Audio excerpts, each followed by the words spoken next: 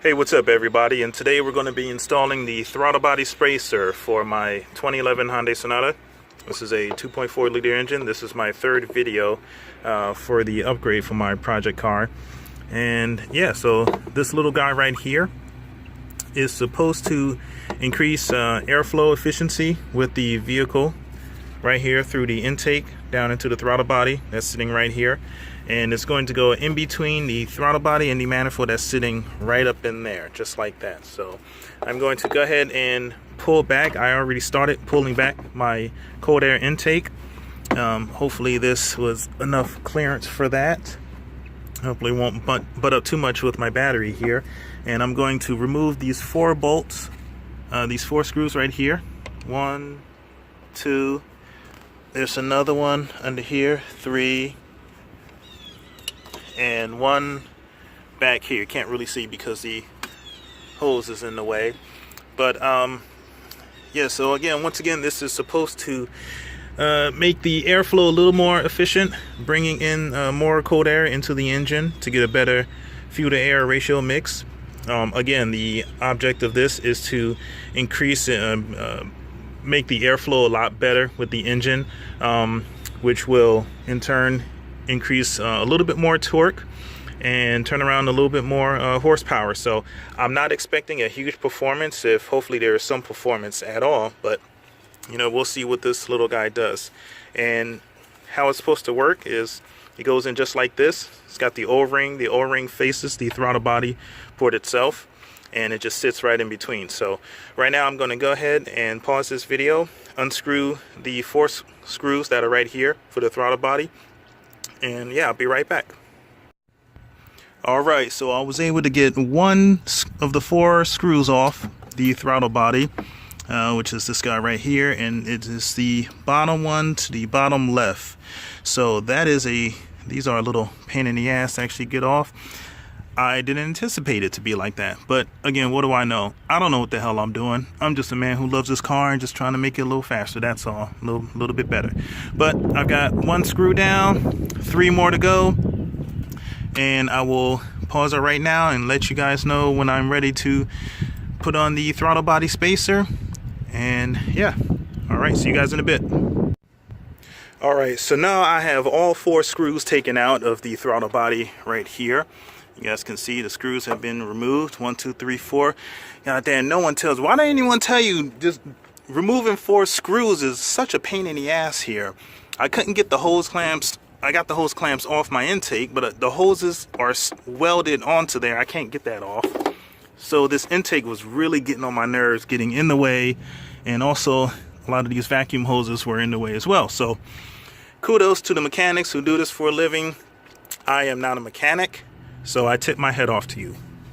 But in any case, I finally have the throttle body loosened up off of the manifold here. That's what it's called. Hopefully I'm correct on that.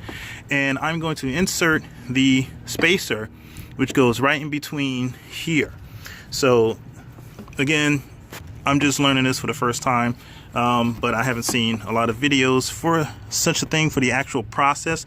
I've seen people actually have had it already installed, but no way of showing how to actually do it. So this is why I'm doing this for all of my newbie buddies out there.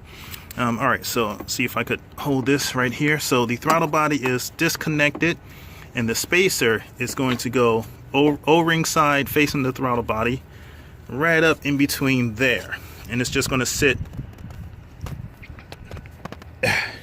there just like that. Now I'm holding it so I don't drop it.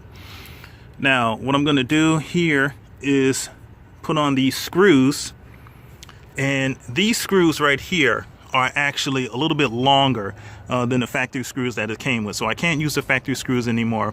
So I'm going to put these screws and these washers on, so now that should give it a nice snug fit.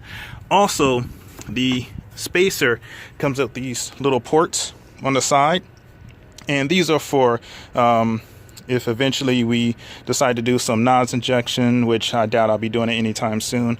They'll be screwed right into here, so they inject the extra fuel, extra boost right up into the throttle right here, which in turn gives it a lot more kick, a little bit more temporary horsepower. But we're not going to do that right now. We're just going to take these little plugs right here and these will screw right into the sides of the holes, both ends, one there and one right there. So that'll plug that up. Now, I have been told that the spacer does create a whistle effect. A lot of people are comparing it to a supercharger whistle or a turbo whistle, turbo spool. I doubt that's what I hear. Again, I have low expectation on what this is going to do, but I figure it's a nice little mod I can do for myself, do it yourself modification to my car without spending a lot of money at the mechanic shop. And this is my hobby. I've been doing this for a little while now, and I like it. So now I'm going to put in those little plugs that I just showed you guys, put it right up in these little holes right here, and then I'm going to install the throttle body spacer right up onto the throttle. Now, I did notice that the spacer does not come with the grooves that some of the spacers do have on other models. I researched this, and I was actually going to complain with the company that I got this from and say, hey, how come there's no grooves here? I thought the grooves inside were supposed to direct the flow of air into a spiral motion to give a little bit more efficient direct flow, more clean flow. And upon some research, I found out that it really doesn't even matter if there are grooves inside the spacer or not, because as the air travels through the intake, passes the throttle, the air is going to create a cushion right around the edges anyway. And it allows like a cushion effect, a soft cushion effect for the rest of the air to flow in. So even if there are grooves in here, those grooves are going to be filled up with the extra air in here. So it's almost like there's no grooves in there. And plus, for it to give like a little spiral effect within the engine itself, there's so much complexities within the manifold, within the block itself, that the air is going to be swimming around and spooling around all over the place. So it really doesn't even matter if there are grooves kind of spiraling, forcing the air, focusing the air into the engine. So once again, I'm going to put this bad boy on, see if it does increase any air efficiency. So with that, alongside the chip, which has been about 2 weeks now since I installed the Power Tune chip, and I have to say I have continued to see improvement with my vehicle. I do an average, so I'm not going to say how fast I normally go, but I can actually push this thing up to 90 to 100 pretty quickly. So I'm very pleased, and the engine doesn't overwork. It's not screaming like it used to be. It's actually moving pretty smoothly. So the Power Tune module that I did on my little video review before this one, so you could check that out. I'm actually happy with it. So now this is my next upgrade. I'm going to put this bad boy in. Give me 1 second and let me get this screwed in. I don't have a prop, so I can prop up my video recorder here, but I'll pause it and get this in. I'll let you guys know when it's all done. All right, so now we're cooking. Now the spacer is on. I've got the 4 screws in. 1, 2, 3, 4. Yep, they're in there. And now all that's left to do is tighten it up, hook up the cold air intake once again, and yeah, we'll be in business. Now we're cooking here. All right, and ladies and gents, I now have the throttle body spacer attached, fully screwed in. Cold air intake is nice and snug up in here. It is touching, actually no, I do have a little bit of clearance here. I thought the intake was going to touch the battery, but it's not going to rub up against it, which is cool. So this is actually touching the mat, and that's loose, which is good. So we are good to go. Now I'm going to fire up this bad boy and see if I can hear that anonymous, all elusive whistle that people have been talking about. So let's get up in here and crank this bad boy up.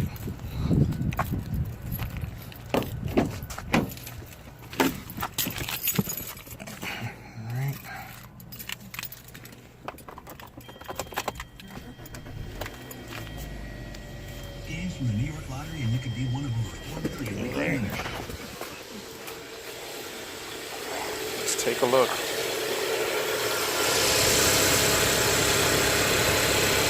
I don't know. I don't hear any whistle. Yeah, I knew it was full of shit. Well, in any case, I bought it. It's in. I'm not taking it back out. So yeah, I'm going to drive around and see if it makes any noticeable difference. I highly doubt it. But hey, I put it on anyway. It's the color blue. I like the color blue. I figured this would be a nice little addition, something for me to do. Aside from that, oh, I've got a nice little treat for you guys here. Let me pop the trunk, and we will take a look and see what I've been doing to treat myself. So the trunk's a little messy here, forgive me. Check this out.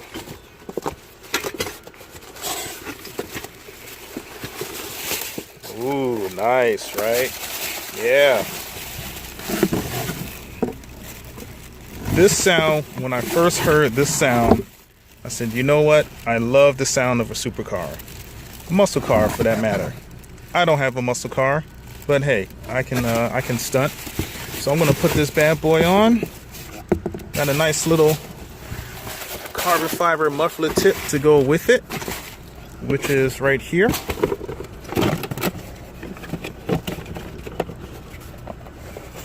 Take this out. And that should look pretty nice. Blue tip, carbon, actually real carbon fiber. This is right here. This will screw right onto the end of this. So now the thing is, I need to get this custom cut and installed because the mufflers for the Sonatas are one piece from the muffler all the way down to the mid pipe. So I need to get that cut and have this welded onto the existing pipe. But shouldn't be a big deal. I'm going to take it to the mechanic. He's going to take care of that for me. And then we shall see what my car sounds like then. But in the meantime,